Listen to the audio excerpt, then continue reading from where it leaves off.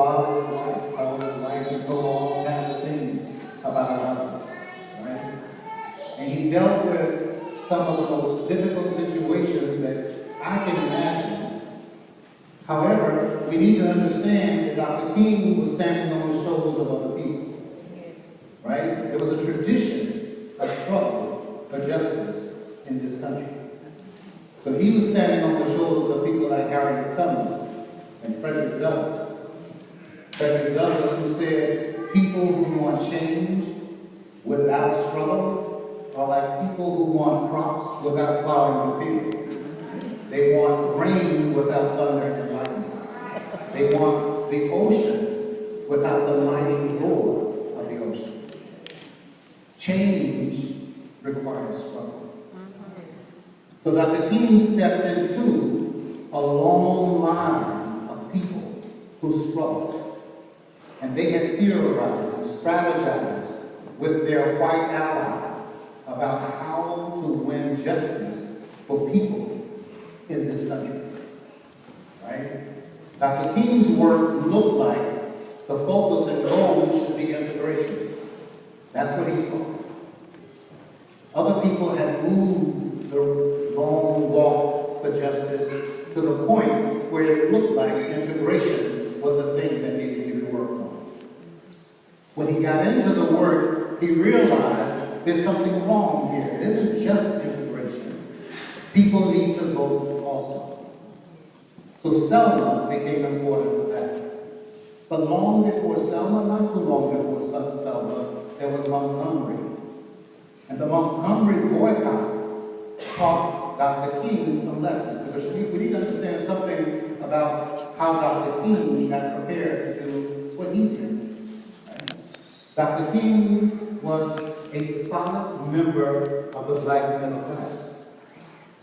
His grandfather was a very powerful preacher in Atlanta, at the same church where he eventually became pastor. His father was also a very powerful person. In fact, Dr. Martin Luther King Jr. was born Dr. Michael. He was born Michael King. His daddy went to Germany to visit Germany and read about and learned about Martin Luther, came back and changed his name from Michael to Martin in 1934, legally. So he had a long thing. Think about why this man, Dr. King's father, would want to call himself Martin Luther. Because Martin Luther was a reformer. He was about making change. Every generation has a responsibility to make progress and change. Right? Every generation. So Dr. King identified some lessons that he learned in Montgomery. Montgomery was difficult, very difficult. People had to form a carpool once they decided to do the bus boycotts. And I'd love to tell this story too, because it seems like Rosa Parks was just tired, and she just decided that today I don't want to give up my seat. Rosa Parks was prepared. Rosa Parks had attended the Highlander School where Ed Portman and September Poinsett Park were teachers there. The Highlander School was a school to train people to be actors. And why do people need to be trained to be actors? Well, I can tell you something about that, because when I grew up here in Apalachicola, I went to the Catholic school. There were nuns there, sisters of the Holy Family, all Negro women from New Orleans, Louisiana. Mr. Speed was the principal of the school for Negro children. On my birth certificate here in Apalachicola, and I haven't changed it yet, is not Negro. It's not black. It's color. On my birth certificate, it's color, right? So we went to colored schools, Negro schools, right here in Apalachicola, from first grade to, I graduated from the 8th grade. I think there were 5 of us who graduated. Beck Mathis was in my class, and so was Yvonne Rose and her brother Patrick. 5 of us who graduated from the 8th grade. And then we went to Quinn High School. It was a Stevens principal. I was in class with Allison, Alfred, Eddie, and Alice, and all those wonderful people. schools integrate. So my class was the class that integrated. That's right. In 1967, 68. Right? When I got, fast forward a little bit, when I got to New York, after finishing Florida A&M University and went to Columbia to get a master's, came back down to Tallahassee and lived for a while until 1986, teaching at Florida A&M University, and decided I wanted to go back to school and get a doctorate. Got a job teaching at Boston University in the School of Social Work, and Boston University students were primarily white. I had very few black students in my class. And my white students, after about half the semester, said to me, Dr. Tolliver, you seem pretty angry. And I thought to myself, I was keeping that a secret. I didn't think they would be able to tell. I want to tell you about what racism does to people inside. I didn't even know that, right? I spent 3 years in therapy, helping to heal myself from the anger of racism, right? The anger of it. And that's what September Poinsett Park was doing at the Highlander Institute. You see, to get to nonviolence, you need to heal. You have to heal. It's difficult. It's very difficult to walk out in the street protesting and have someone spit on you and not want to spit back. It's difficult to have someone take a club and hit you across your head, or hit your mother or your sister, and kill somebody right in front of you and not be angry about it. That stuff lives. It has a name. It's called trauma. And trauma is stored in the brain, and it goes into the body. And when people are living in a traumatic situation, they live in what now the neuroscientists tell us is a survival mode. They can't think and do higher functioning things. They can't come to class and sit in a classroom and be happy. They can't come to the classroom and study math because you need to have higher brain functioning to work in school. But when you're traumatized and you don't even know what is happening, you live in a state of hypervigilance where you're constantly looking for something bad to happen. Right? Now I see this all the time in the city. You can tell probably by now that my background is in psychology. I teach theories of human behavior and personality development, and I also teach social work and policy. The reason I teach those two things, one is to help me understand how to help people heal, and the other is to help me understand politically what policymakers are doing to destroy young people, families in our country.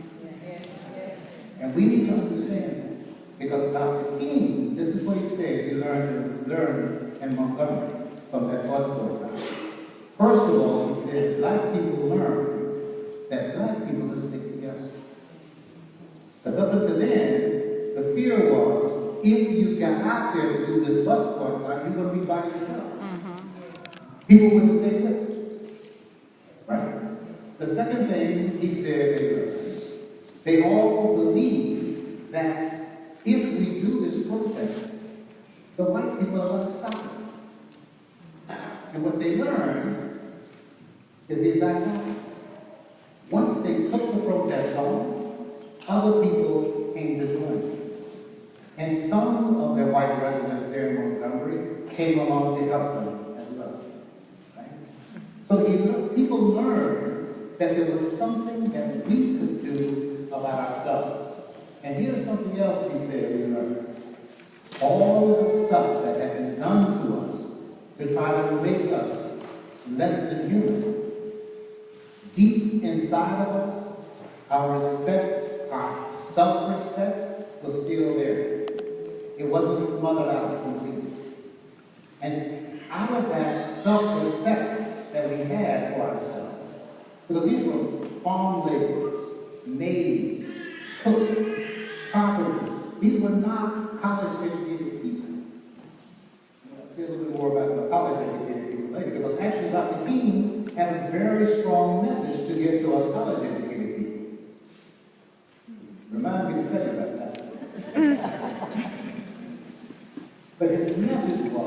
the movement, the struggle for justice, actually taught people that you can accomplish it.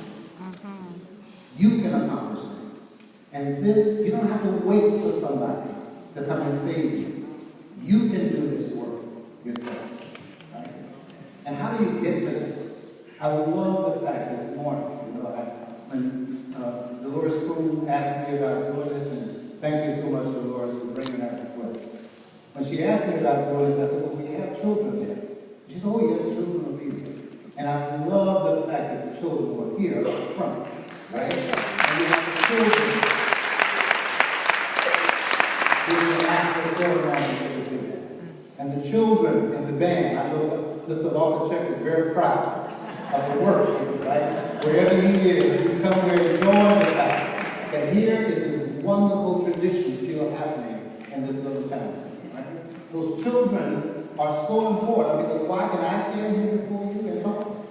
Because when my mother had me at church, we were doing Sunday school, and we would have to stand up with little cars, little children, and explain what was happening on those cars. That's right. Right? And from that point on, they wouldn't let us just sit there. We had to testify. That's right. It was something like we would stand up and say, I thank God for life, health, and strength. I thank God for being here today. But we had to do something. You couldn't just walk into church and sit there. This is how you prepare people to take their place. That's right. This is how you prepare people to take their place in struggle. I want to say something about the college education.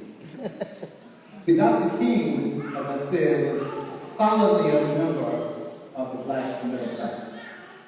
He was trained in the Du Bois tradition to be a member of the talented 10. And the responsibility of the talented 10 was the uplift of the people. You didn't go get these degrees like I did and go off to New York. Dr. King got his degree at Boston University and came